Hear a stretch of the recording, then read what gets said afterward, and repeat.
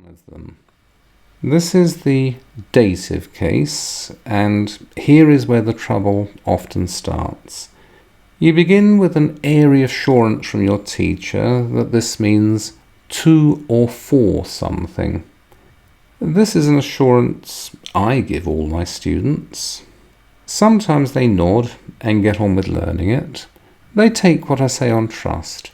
They learn the dative, and it causes no great difficulty.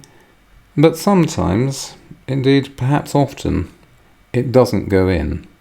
And it's then that I have to start earning my keep as a teacher. Let me repeat what I said at the start of this video. If you can make full sense of the dative case, you will have no trouble with the other cases, and you are on the way to a good knowledge of Latin. If you don't make full sense of the dative case, any further learning you do in Latin will be like a house built on sand. It is that important. Now, a number of questions arise over this dative case. The first is, what is it? The second is, why is it needed? And the third, and this perhaps is the one that strikes most students immediately, is why all the duplicates? I will answer these questions, though I won't give answers of equal length to them. I'll begin with the last.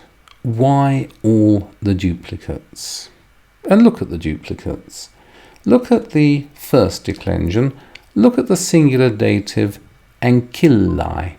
Still in the first declension, look at the plural nominative ancillae. Look at them, I've made them both big so they jump out at you. They're both the same. Presumably they both do different things. They must do different things. One is singular, one is plural. Never mind the particular function. But why do they have the same endings, and how do you tell them apart in practice? Or look at the second declension. Look at the nominative plural servi. There it is, that's jumping out as well. Look now at the third declension and go down to the dative case. There it is again, I'm making it jump out for you. The singular dative mercatori. Both end with I. Again, one is singular and one is plural. Presumably again, they both do different things, but they do look exactly the same.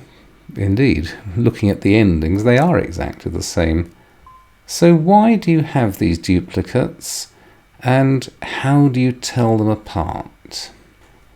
I could give you a very long-winded answer to that question, or I could give you a very long-winded answer to the question of why we have the duplicates. And I suppose some kind of answer to that question will be useful. I'll explain the use of the answer in a moment. Yes, let's give the answer.